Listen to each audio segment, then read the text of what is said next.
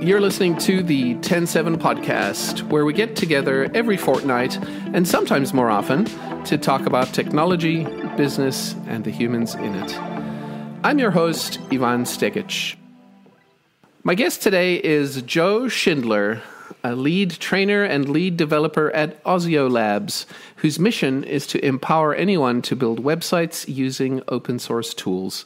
Joe is passionate about open source technology and has a rich and interesting past, having started out at a small agency here called Triangle Park Creative, moved on to Lullabot, Drupalize Me, and now Osio. He's also a snowboard instructor, teaching kids how to snowboard. And I have lots of questions about pronunciations as well. So good morning, Joe. Welcome. It's so nice to have you on the podcast. Good morning. So pronunciation, my last name is Shindelar, so close, but not quite. And then Osio, we say Osio Labs, Osio. It's technically a made-up word, so I don't know that there is necessarily a correct pronunciation, but we all say Osio Labs. And it stands for Open Source Inside and Out. So it's actually an acronym. I love that that's the name. I think the reason I said Osio is because the I kind of looked like an L to me, and I must have thought Oslo. Sure. So, but Osio. Okay, open source, inside and out. I love it. And I actually was going to say Shindelar, but I thought I heard someone say your name Schindler without the E, and I thought, oh, that must be the way you say it. There's a very good chance that you've heard someone say it that way. It's a common thing. And for the most part, like, unless I need to, I don't even bother correcting people because I know that they're talking to me and it's fine. I feel the same way. What's the etymology of the last name? It's Czech. Wow, cool. Yeah. It's very cool. Okay, so Let's see. You're lead trainer, lead developer at Osio Labs, but I want to go back a little further to you being at Osio, and I kind of want to figure out where life started for you and how you arrived where you are today. So where did you grow up? I grew up in Stillwater, Minnesota, so not too far from where I live now in Minneapolis. Maybe you're familiar with the area. I grew up just north of downtown Stillwater in a house kind of right on the riverbanks, with a vacant lot across the street. Spent a lot of time running around by the St. Croix River and playing in the woods outside in Stillwater. Wow, that must have been absolutely beautiful there. It was awesome. I loved growing up there. I also loved that, when I was 14 or 15, we moved to the cities and there were things to do. Yeah, all of a sudden I was like, I want to go to the movies or an arcade or any of those things. And there just wasn't a lot of that to do in Stillwater at the time anyways. Did you end up at Stillwater High School? I went to Stillwater High School for like half a year. And halfway through my first year there, we moved to Minneapolis. And was that in the 90s or a little sooner than that? Yeah, in the 90s. We moved in like 98 or so. So you're kind of a kid of the 90s. Yeah. What's your first memory of technology and the internet? I kind of vaguely remember the first computer that we had at my house. My dad worked at the Science Museum in Minnesota at the time, and they had gotten a bunch of Mac computers for the exhibits department to kind of experiment with, and they didn't really know what they were going to do with them, whatever. My dad got to bring one home. And so he would bring it to our house on the weekends, and we would set it up in the living room. Kind of like today, you might set up a TV or something in the living room, and the whole family gathers around to watch a movie. My dad would set this Mac up, and me and my sisters would all gather around and watch my dad play games. Mostly he would play this game called Crystal Quest, which every once in a while I try to find a copy of it so I can play it now. But it's basically like little blobs floating around on the screen, collecting crystals.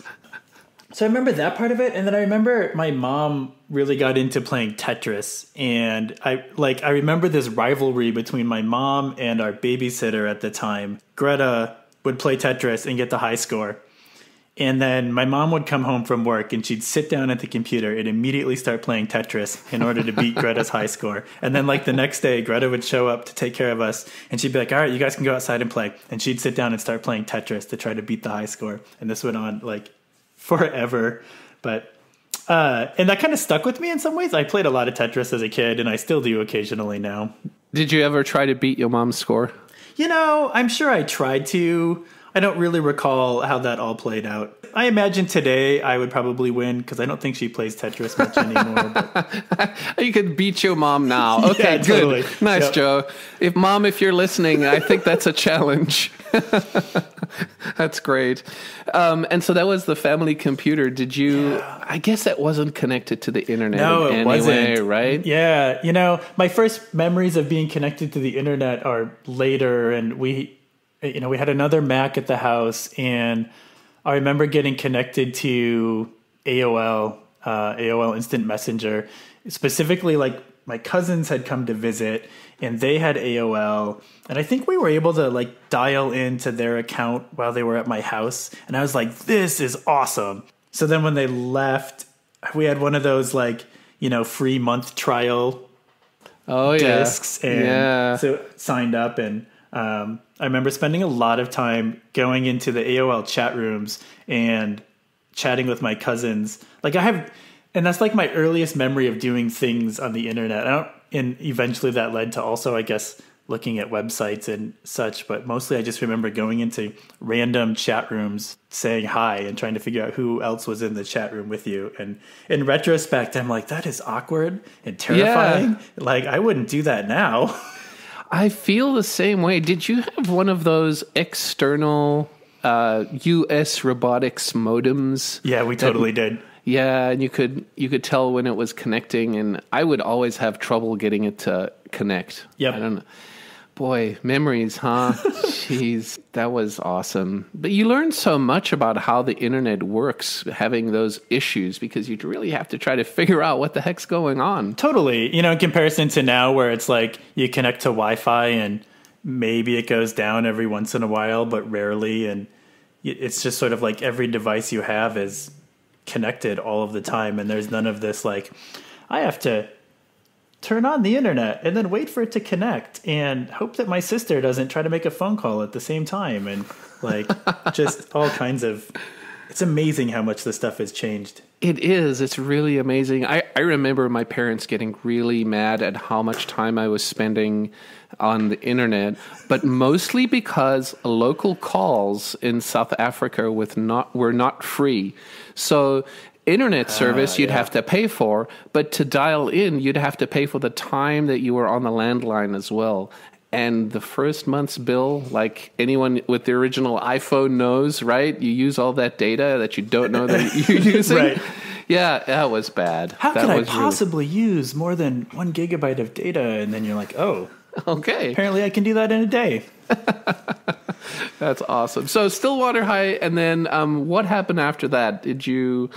What did you do for education after that? When we moved to Minneapolis, I went to South High School for about half a year. Kind of a funny story there where we moved from Stillwater to Minneapolis in the middle of the school year, and Stillwater High School operates their school year on quarters, and South High School operates on trimesters. And so we moved at the end of the quarter from Stillwater, but I couldn't get into South High until the beginning of the second trimester. And so there was this like almost 1 month period of time where as like a 16-year-old boy, I didn't have to go to school in the middle of the school year, which was amazing.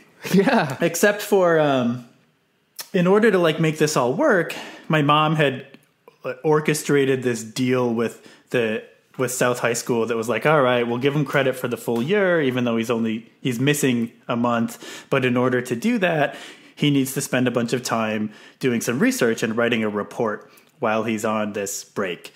And so I opted to write a report about U-boats. And so I did all this research on German U-boats and wrote a report and made paintings of U-boats and collected all of this and put it together, gave it to my mom so she could hand it into the school, started school, went on from there. So 10 years later, I learned that my mom made this whole thing up. There was no requirement to write the report. And my mom was like, well, I can't have Joe and his sister just sitting around doing nothing. for 3 weeks. So I guess I'll make them write reports. And she like dug it out of some box in the basement and was totally like, oh yeah, that's right. This thing. I'm like, are you kidding me? So that's amazing. Yeah. So you ended up studying art in high school? I did. There's a school here in Minnesota. It's called the Perpich Center for Arts Education. I know that school. That's a good school. Yeah, so I went to Perpich for 2 years. And I was in the media program there. So nice. Studying media art.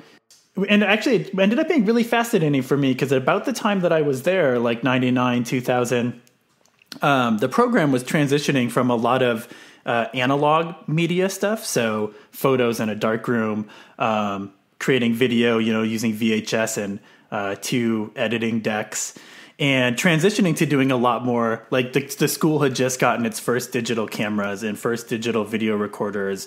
And there was an iMac that had like the very first version of Final Cut Pro on it. And so it was like my first year there, I did a ton of stuff in the darkroom. And the second year there, all of a sudden we were using like Photoshop and computers. Wow. And I was like, this is cool. This is what I want to do. And so you knew you wanted to be involved in computers right away in high school. But so what was the next step? I know that you went and spent some time in Rhode Island. When I graduated high school, my initial plan was to move to New York City and become an action script developer and make millions of dollars writing Flash applications. Of course. Yeah. I mean, as you Flash, do. Yep. Absolutely. But I don't know. That didn't pan out. I never actually left for New York, and I decided that I should go to college instead. And then I bounced around a bunch. I went to a handful of different schools because I wasn't entirely sure what I wanted to do. I started out as a computer science major at University of Wisconsin Stout. So I did that for like a semester and then decided this is way too hard and I'm not good at it. So then I switched to math and I was going to major in math, and then I decided I didn't like that either. And so after a semester, I dropped out and didn't go to school at all for about a year. I followed a girl out to Rhode Island, and I ended up going to the community college out there and taking a bunch of art classes and kind of falling in love with art again after having not done it for a few years. And did that, and then moved back to Minneapolis, and finally, about 8 years later, graduated from the University of Minnesota with a degree, and I have a Bachelor of Fine Art with a focus in sculpture. Wow, a BFA with a focus in sculpture. Yep. And that's insane. And it's so interesting, all the people we've had on the podcast of the different paths that lead to Drupal. Yeah, totally. And it seems like a lot of them go through the fine arts degree of some sort. And like sculpture, that's amazing. So sculpture eventually turns into Drupal, or was Drupal happening at the same time you were at the university? Because I know there's like all these overlaps as well. Yeah. I was starting to do Drupal at the same time I was going to school. I had a job working for a company here in town, Triangle Park Creative. I was working there pretty much full time while also going to school. And so I was learning to build websites on the job at Triangle Park, and at school I was studying sculpture, and in a lot of ways trying to figure out ways to incorporate technology into the sculptures that I was creating. So microprocessors and sensors and that kind of stuff. That was hard so long ago, gosh. right? Things weren't small. I was talking to somebody about this the other day where, like, not that it's by any means easy to do this stuff today, but there is a plethora of different microchip boards you can buy, like Arduino and Raspberry Pi and all of these kits that you can get with sensors and assemble them together. Relatively easy in comparison to even like 10 years ago. And, and you could do all the stuff back then, but it was just a lot more you had to do a lot more of the kind of behind the scenes work to flash your program onto the memory of the board and get it to run and solder things together and all of these things that as an art student, I was like, I have no idea how to do this. But what I really want is for this light to turn on when somebody walks past my sculpture. And so I spent a lot of time tinkering with hardware stuff like that in order to incorporate it into the art that I was making. I had this idea that I wanted to make art, sculptures that would evolve by virtue of the fact that someone was viewing or interacting with the piece. So you go and see the sculpture, and instead of it just being like, a piece of concrete that, or, sort of something that never changed. Like a sculpture that's static of David, right? Exactly. That the fact that you had been there to visit that sculpture would reflect in the art for the next person that saw it. And that was kind of like, that was the dream. I would say like 80% of the projects that I worked on were like duct tape and bubble gum. And it was like the fact that it held together long enough for a critique was always kind of really like the highlight of the sculpture. It was like, wow, it didn't fall apart. But I had a lot of fun doing that, and I learned a ton about computers and programming and problem solving and debugging, just things that I think about a lot today. Even working on writing PHP for a Drupal module, and you're trying to figure out why a particular aspect of it isn't working. The process that you go through to debug it isn't all that different than trying to figure out, why your mechanical switch doesn't actuate when somebody walks by.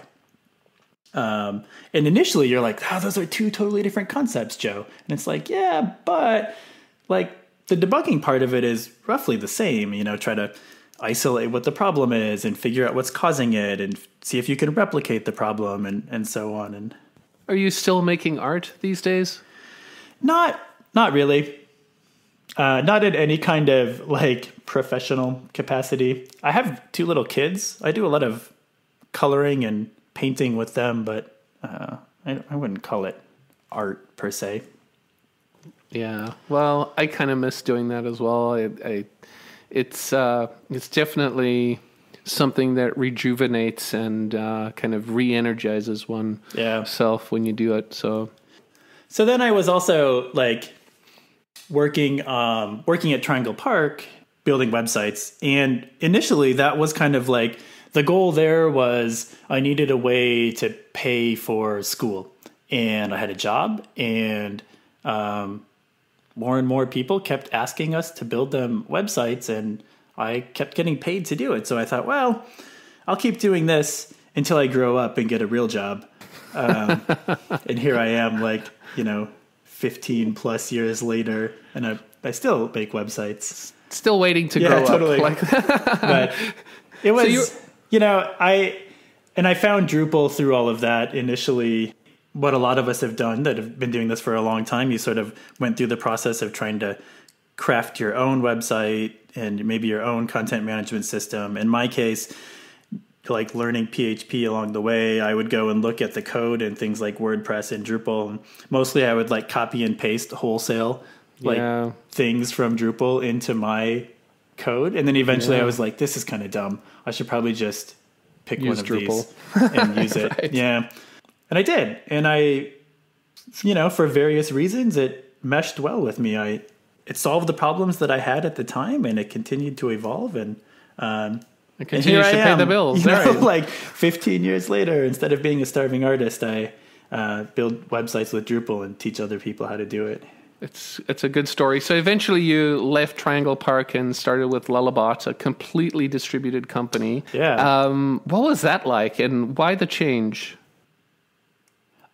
I was looking for an opportunity to work with other people who were doing Drupal.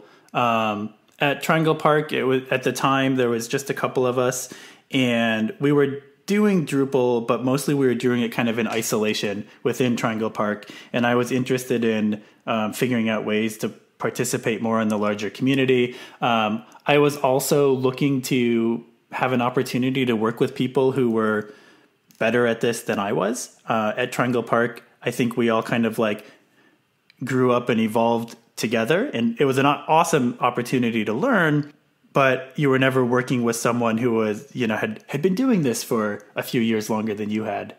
And I was looking for some of that. And then the opportunity at Lullabot, I wasn't specifically leaving Triangle Park to go to Lullabot. It was more one of those scenarios where I was in a fortunate position to be able to say, if I don't quit here, I'm never going to put the work into finding what's next.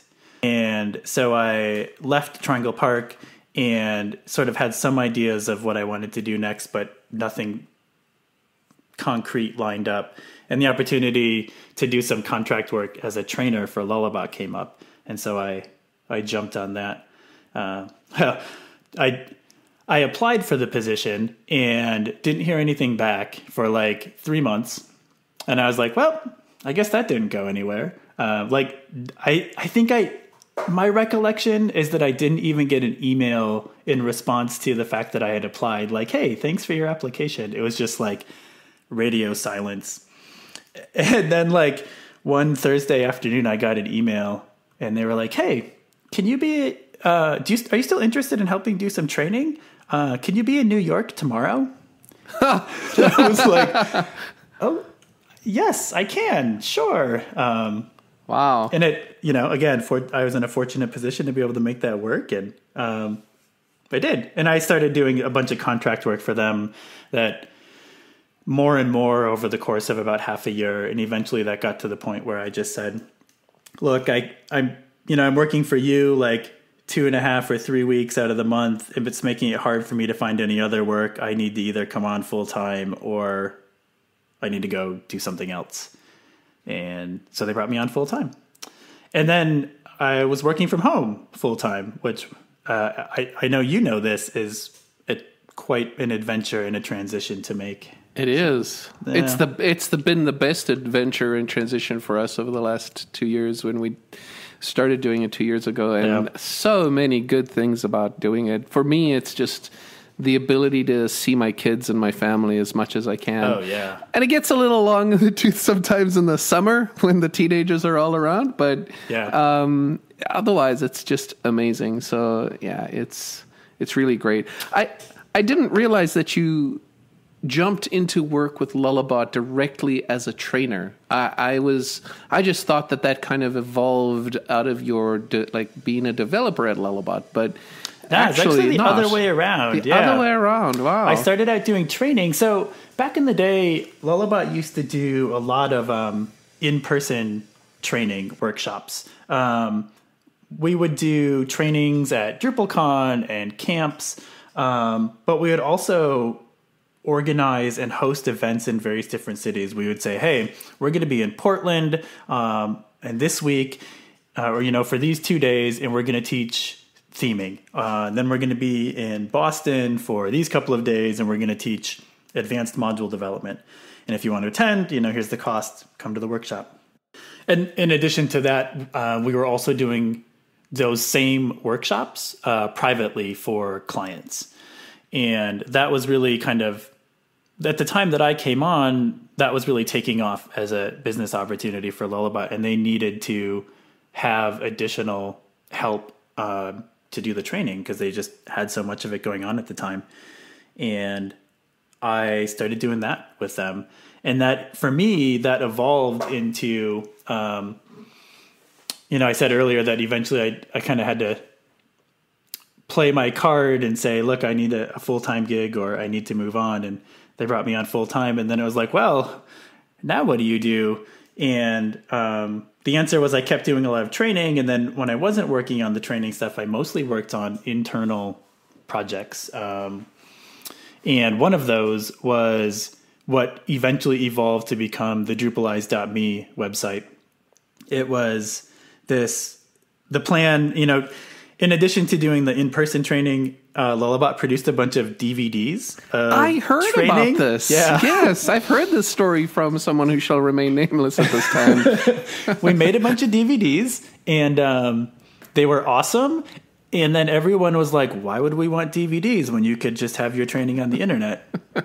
Right. It was just like, I think they did fairly well for like a year. And then it was like YouTube came around and people were like, you can put video on the internet. Like, why would I buy a DVD?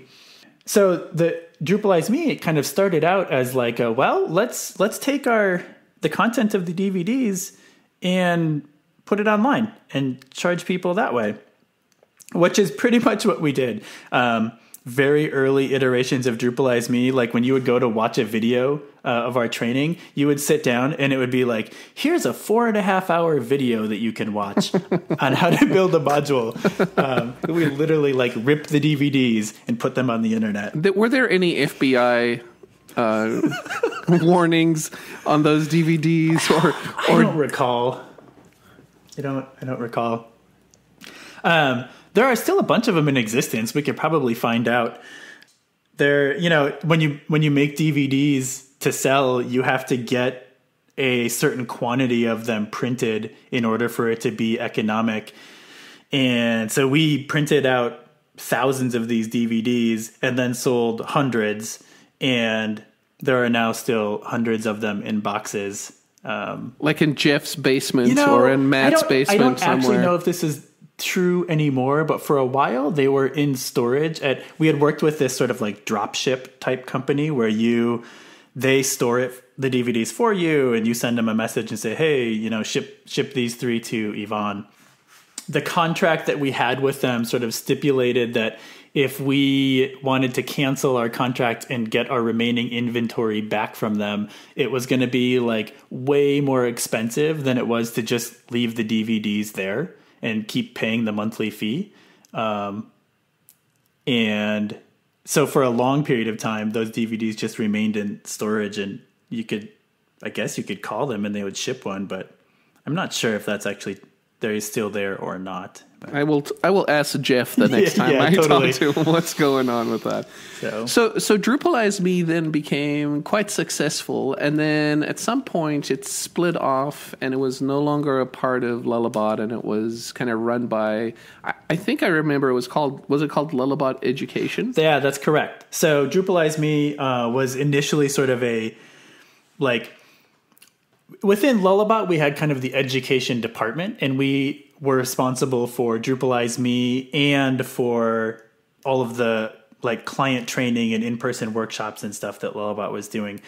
And, over time that business changed a bit. We were doing less and less in-person training and more working on Drupalize Me. For the most part, other than myself, who was kind of like full-time in that department, people at Lullabot would work on Drupalize Me like in between client projects, which of course is like also, synonymous with never.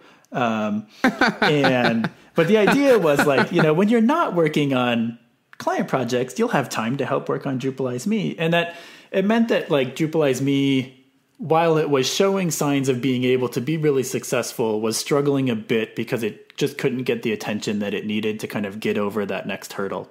When it's a services company running a product within your services business, right? Exactly. And there's this idea that like your services kind of ebb and flow, and in between you'll be able to work on a product, but a product needs constant attention. You can't just work on it now and then. Especially something like Drupalize Me, where ultimately what you're paying for is ongoing content. Like, yes, there's a technical aspect of like we have a website and you can watch the videos online, and maybe that part doesn't change a lot, but we do have to continue to produce new content. And Drupal 8 comes out. Yeah, Drupal totally. 9 comes out. There are versions, yeah. I've made videos about how to create a view in Drupal for like Drupal 6 and Drupal 7 and Drupal 8. I'm like, I got this down. But so ultimately, like the decision was, in order for Drupalize Me to really be successful, you kind of need to like push it out of the nest and teach it how to fly, let it learn on its own. And so we did. And the company was split off from Lullabot into what was at the time Lullabot Education. And it was sort of like it was split off on paper. So, technically for legal reasons, we were separate companies, but we still had the same ownership. We were still all in the same Slack channel. We still all went on the same company retreat. It was just kind of like from an accounting perspective and taxes and that kind of stuff, we were a separate company. That was years ago now, and it has continued to evolve since. The ownership has changed a little bit. There's overlap between the two, but it's not identical anymore. Lullabot Education, which is now Osio Labs, has grown.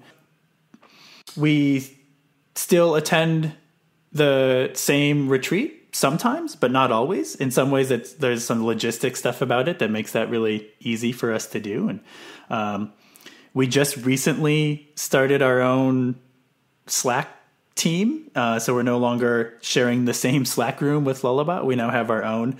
And I guess over time, what's happened is, as Osio Labs has grown and we've hired new people, there are now a number of people who don't have that shared history. Mm-hmm. And trying to figure out how to balance that has been a ongoing thing. It's like those of us who were part of Lullabot at one time, it's often difficult to be like, I miss that. Or, I still am part of that. These are still my friends. But then the people that never were don't have that history, and it just makes no sense. It's like, Lullabot who? Who are we talking about? What's going on here? And it's like, trying to figure that all out. And it's also maybe influenced by the evolution of the things you're teaching as well, because you've gone from teaching purely Drupal and spinning that off as another company. And Osio Labs now, you guys are teaching Gatsby and Node as well as Drupal. And this is a kind of a more of a generalized company that isn't going to just take on Drupal. Yeah, I think that's right. I think it's like part of the name, the change of name, and really it's that, like, going from Lullabot Education to Osio Labs is like we've done a bunch of paperwork and we've changed our name. Everything else is still the same.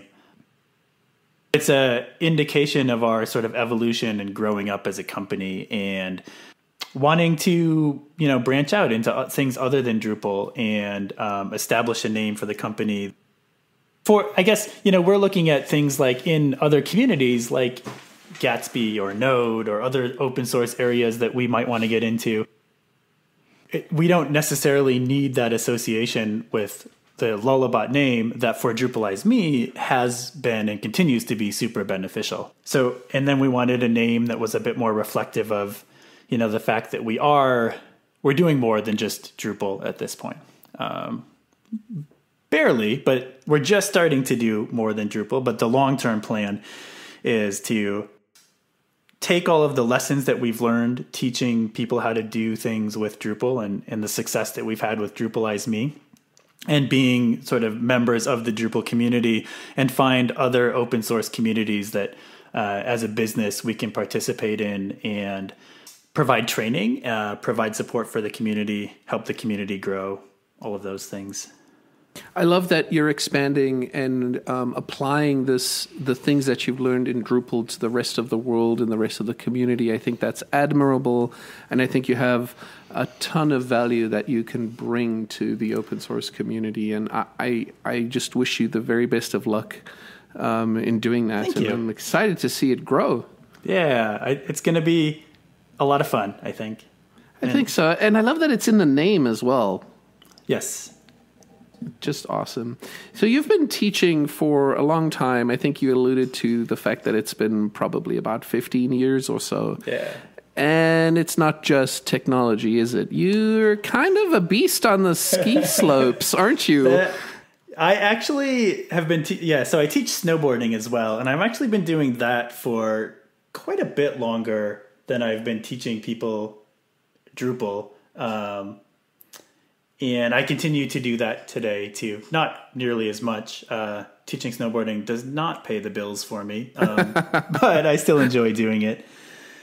When did you start that? Was that around the same time as you got to the city, moving away from Stillwater, or how? I think I started I was in college, so Oh, so you didn't do one of those Saturday camps where you get up at 7 a.m. and No. spend the day out on the ski I slopes did and not mom and dad pick you up participate in later? one, but I teach for one now, but I was never part of it. I got involved, one of my friends, so I teach for a ski school here in Minnesota called Blizzard, and one of my friends had been in Blizzard when she was younger, and we were both in college now, and she had remained connected, or like her family had remained connected with the people that owned Blizzard at the time. And snowboarding as a thing that students were interested in was really taking off, and they were basically desperate for snowboarding instructors. And they were like, Joe, Katie, you know how to snowboard, right? We're like, yeah. And you're like, do you want to be teachers? And we're like, no, I have no idea how to be a teacher. And they're like, well, that's fine. Mostly we just need like warm bodies on the hill. That's usually the case. Totally. It's really more like we need someone to make sure this group of kids returns safely at the end of the day. And if they happen to learn something along the way, I guess that's a nice side effect. And so I was like, sure, I can do that. And I got into teaching through that, and that kind of evolved over time too. After a couple of years as a pseudo instructor, I found some training that I could take to help learn to be a better snowboarding instructor, and then got certified through a program called the American Association of Snowboard Instructors. Over time, continued to like learn how to be a better instructor through that. Actually, I think part of what happened there is I had spent a number of years teaching snowboarding, getting certified, getting to a point where I was doing training for other people to become certified as snowboard instructors. And this opportunity that I mentioned earlier that Lullabot was looking to hire trainers, and I applied for the job. And one of the questions is like, do you have any previous teaching experience? Yes. And I was like, yeah, I do actually. Not formal in like a school sense, but I had all of this background from Blizzard teaching and helping with certification programs and that kind of stuff. In retrospect, I think that was a big part of why they eventually called me back. They were like, because like we just said, everyone in the Drupal community at the time, it was like, well, do you know how to teach people? And it was like, no. And they were like, well, that's fine. We just need warm bodies to stand up here and flip through the slide deck. Right. And I was like, I could do that. So, yeah, my son loves Blizzard. He's been skiing for about 8 years. He's been skiing since he was, I think, 3 or 4 years old. And this last winter was the first time he did the Blizzard program. And he'll be 13 pretty soon here. He loved it. He complains about getting up early on a Saturday morning. Yeah. I have to get up at 6:30 and be there at 7. But he comes back with the best experience and new people Yes. he's met. And, they have a rating system on which ski slopes have the best refreshments and fries. And it's just... It's funny to me that all the kids that attend the program, like... we show up there. So how it works is Blizzard is a traveling ski school. And so we go to different ski areas around the Twin Cities metro area instead of just going to the same one every time. And you show up at one of these places, like you show up at Trollhagen, and you're, as a snowboarder, I'm like, this is awesome. We're at a new place. I can't wait to get out and go snowboarding. And then as like a teenage kid, they're all like, what video games do they have at Trollhagen? Like, you're like, the perspective is a little different. What are you guys doing? And I often feel like one of the things that I enjoy most about being a snowboard instructor is like the opportunity to take my passion for snowboarding and display that in a way that, someone else gets to see it and sort of be like, wow, he's really excited about this and he's having a lot of fun. I want to do that too. And especially working with kids, you have this opportunity to like, yes, you can teach them the mechanics of how to make a toe side turn, but also you can have a lot of fun. And so then the next week when they're, getting ready to come back, they're excited to come back and they're excited to go snowboarding again. And hopefully they grow up to be adults that are excited to go snowboarding. I appreciate that work that you do as well, because I know it's Cooper evolved from, not wanting to get up and try and go to Blizzard to like yeah, don't mess with my Saturdays in the winter because I have blizzard to go to.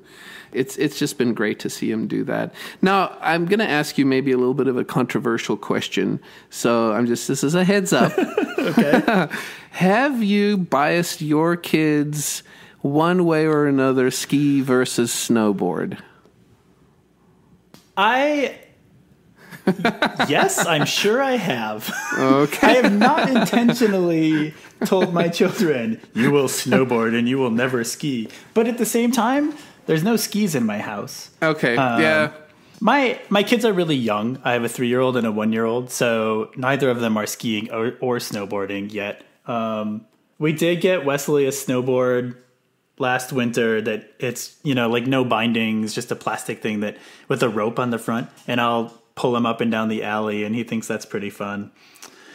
We've been talking about maybe starting them on skis, in part because generally kids can start skiing a lot younger than they can snowboarding. Snowboarding just requires a different amount of muscle. You need more physical strength to control a snowboard initially than you do with skis, and to be able to do things like stop. Whereas for younger kids, it is relatively easier to put on a pair of skis and, make a wedge. Pizza, French fries, French fries. I started skiing in my late 30s. I'm very familiar with pizza. Yeah, right. That's about the extent of my skiing skills, too. So if I was to teach my kids how to ski, it would mostly be like, well, here's some skis. Here's a hill. I'll see you at the bottom. I think that's awesome. Yeah. I will absolutely teach them, skiing or snowboarding. As far as I'm concerned, they should choose one that's exciting to them. I would rather them be really excited about a winter sport than me dictating what it is. And ultimately, I just want us to have things that we can do that get us outside in a Minnesota winter, and enjoy being outside instead of cooped up inside all of the time. Totally agree. Yeah. Totally agree. My kids were in the Buck Hill program when they were 3 and 4. Yep. And my wife would take them out, and here's this, South African immigrant who's never skied ever, sitting in the chalet watching them. And I thought to myself, what am I doing? I got to get out there as well. It's never too late to learn anything. So, they're going to be much better than I am and still are. Yep. But so what? We're out there. That's what counts. That's right. That's awesome. Okay, one final question. I want to talk about your handle. I've always thought it was the greatest handle that someone has on Twitter. So it's EOJ the Brave. What's the etymology of that?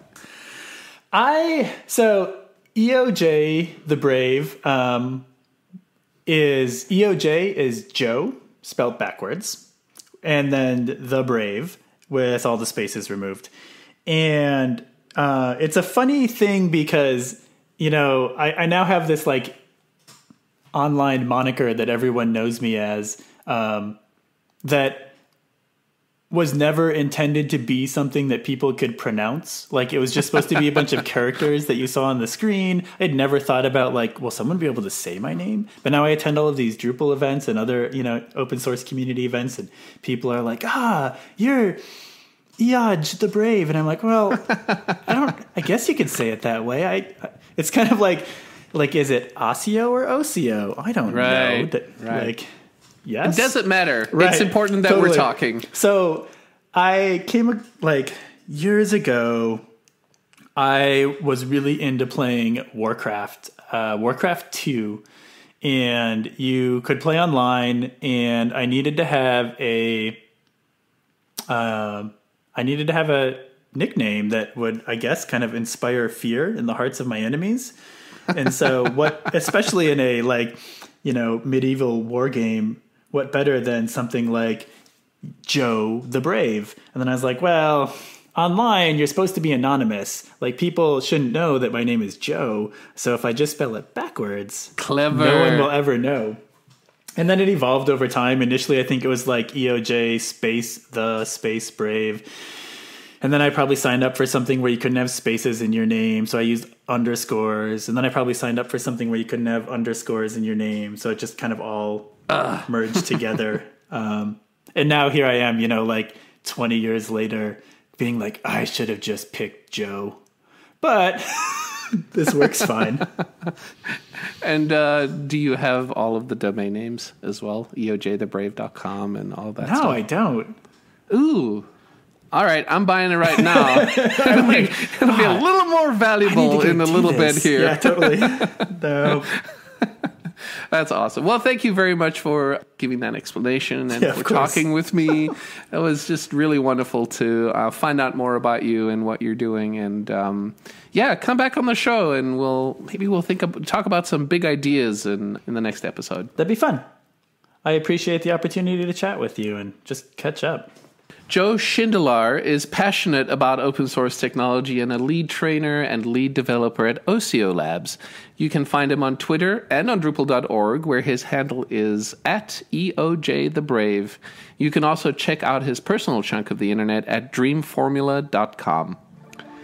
You've been listening to the TEN7 Podcast. Find us online at ten7.com/podcast. And if you have a second, do send us a message. We love hearing from you. Our email address is podcast@ten7.com. Until next time, this is Ivan Stegic. Thank you for listening.